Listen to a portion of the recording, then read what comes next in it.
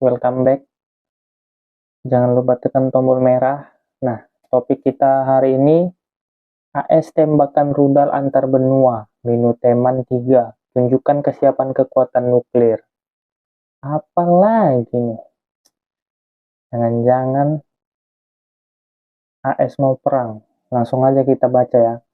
California Militer Amerika Serikat AS telah menguji tembakan rudal balistik antar benua ICBM Minuteman 3 Rabu 6 September 2023 dini hari. Misi yang dilesatkan dari Pangkalan Angkatan Luar Angkasa Vandenberg, California ini untuk menunjukkan kesiapan kekuatan nuklir. Seperti yang kita tahu, kekuatan nuklir adalah kekuatan yang paling besar pada saat ini. Nah, negara-negara yang memiliki kekuatan nuklir sekarang adalah negara-negara yang termasuk adik kuasa dan punya power di bumi, planet bumi ini ya. ICBM Minuteman 3 berhasil dilesatkan sekitar pukul 1.26 dini hari. Misil yang diuji tembakan ini tidak membawa hulu ledak. Nah, pasti kalian semua punya tanda tanya tentang apa sih ICBM ini. Langsung aja kita cari ya. Karena terus terang aku juga nggak pernah ngerti ya. Kita sama-sama membaca biar sama-sama tahu. Apa sih ICBM? Nah, ICBM adalah peluru kendali balistik yang mempunyai jangkauan. Jadi ICBM ini singkatan dari Intercontinental Ballistic Missile, disingkat ICBM. Nah, jadi ICBM itu adalah peluru balistik yang memiliki jangkauan ya bro ya. Kita lanjut, militer Amerika menggambarkan uji tembakan misil raksasa ini sebagai uji coba rutin yang dijadwalkan bertahun-tahun sebelumnya. Jadi, uji tembak ini adalah uji kegiatan, maksudnya kegiatan rutin yang dilakukan Amerika Serikat setiap tahunnya. Jadi, setiap tahun itu mereka melakukan uji coba tentang kekuatan nuklir mereka. Kita nggak tahu apa ya maksud dan tujuannya, apakah untuk memamerkan setiap tahunnya bahwasanya kami masih memiliki power nuklir kepada negara-negara besar, atau memang untuk menguji kekuatan mereka apakah lebih baik dari tahun sebelumnya atau lebih buruk dari tahun sebelumnya. Kita tidak tahu.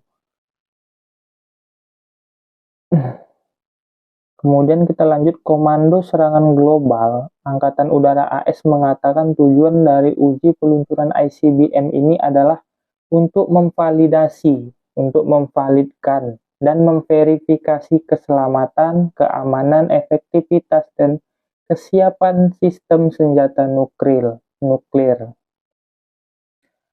Kesiapan sistem senjata nuklir dalam kurung untuk Amerika Serikat. Nah, kemudian Kolonel Brian Titus, Wakil Komandan Space Launch Delta 30, adalah pemegang otoritas keputusan peluncuran untuk rudal tak berhulu ledakan tersebut. Para penerbang dan garda yang melakukan misi penting ini adalah personel yang paling terlatih dan berdedikasi di Angkatan Udara Amerika, kata Titus. Titus ini komandonya tadi ya. Uji coba peluncuran ini menunjukkan kesiapan kekuatan nuklir AS dan memberikan keyakinan akan tingkat kematian dan efektivitas penangkal nuklir negara ini. Nah, paparnya seperti dikutip dari Mail Online.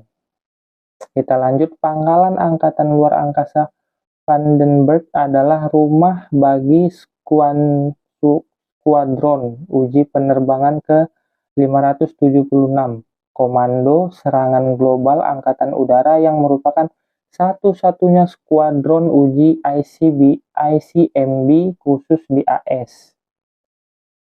Juru bicara Pentagon Brigadir Jenderal Pat Ryder mengatakan pada hari Selasa bahwa AS mengirimkan pemberitahuan pra-peluncuran ke Kode Etik Den Haag.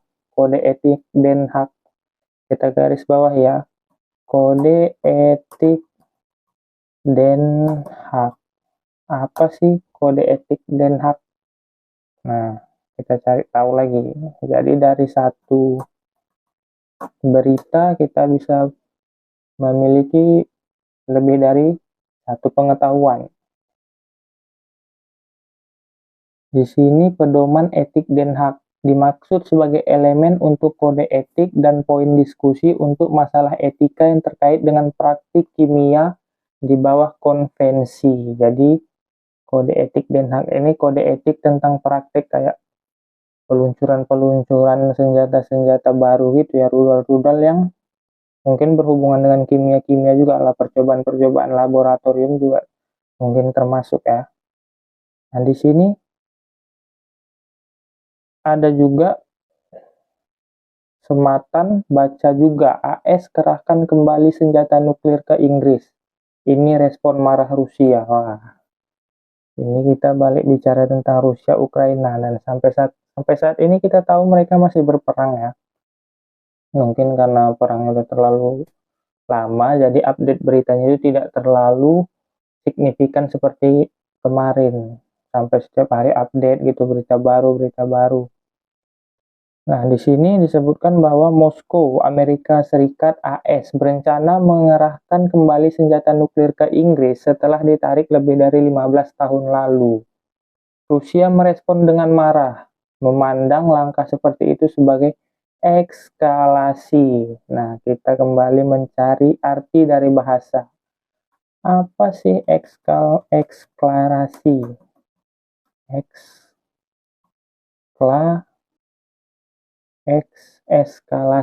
Eskalasi. Nah, ini dia.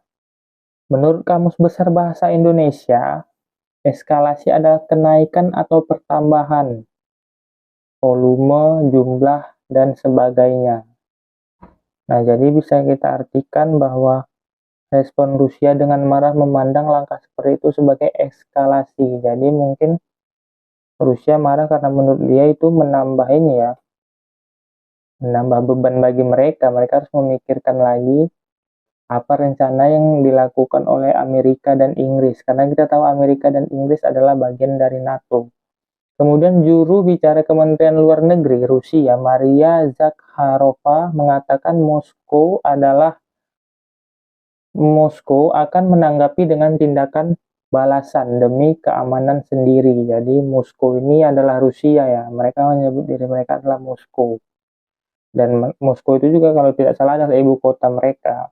Kemudian rencana Washington itu muncul dalam sebuah laporan pekan lalu tentang item dalam anggaran Angkatan Udara AS tahun 2024 akan membangun asrama di RAF Lakenheath di Suffolk bagi personel yang melakukan misi penjaminan potensial. Jargon militer untuk keselamatan dan keamanan nuklir. Nah, jadi kita tahu di tahun 2023 ini, bahkan mulai tahun sebelumnya, negara-negara di dunia itu sudah mulai mengupgrade nuklir mereka. Mereka sudah tidak lagi sibuk dengan senjata senapan atau bom-bom granat. Mereka sudah bermain nuklir yang kita tahu besar nuklirnya itu aja mungkin bisa mencapai beberapa meter dengan diameter yang besar dan tinggi yang cukup tinggi ya. Dan tidak lupa pula dengan ledakan yang bisa menghancurkan satu kota. Kemudian di sini hal ini meningkatkan prospek kembalinya senjata nuklir AS ke tanah Inggris untuk pertama kalinya dalam lebih dari 15 tahun. Nah, wajar ya, karena kita tahu AS dan Inggris ini sudah sejak lama adalah teman dan atau bisa kita sebut sekutu lah. Sama-sama negara yang memiliki pengaruh besar untuk kelangsungan NATO, atau juga mungkin sama-sama negara yang punya power di Eropa, walaupun Amerika ini adalah bagian dari benua Amerika.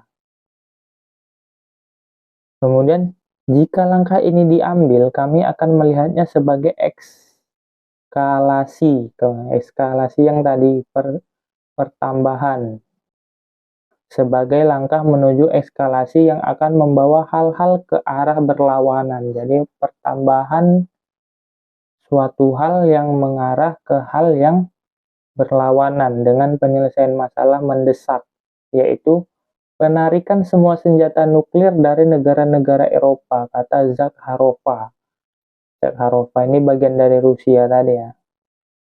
Kemudian dalam konteks transisi Amerika Serikat dan NATO ke arah konfrontasi terbuka yang menimbulkan kekalahan strategi pada Rusia, praktik ini dan perkembangannya memaksa kita untuk mengambil tindakan balasan yang dirancang untuk secara andal melindungi kepentingan keamanan negara kami dan sekutunya, lanjut Zakharova.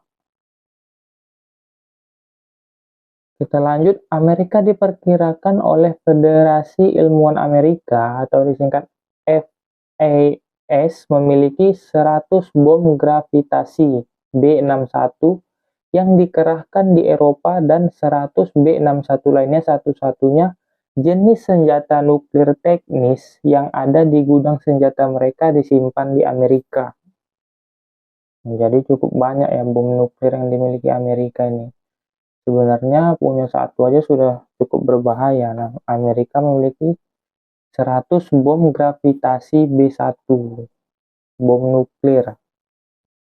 Jika senjata nuklir AS dikirim kembali ke RAF Lakenheath, hampir pasti senjata tersebut adalah versi modern dari B-61. Jadi kemungkinan besar yang dikirim Amerika ke Inggris saat ini adalah versi yang paling terbaru, yang mungkin sudah di-upgrade mereka dari versi sebelumnya. Kemudian FAS memperkirakan Rusia memiliki 1.816 senjata taktis atau non-strategis.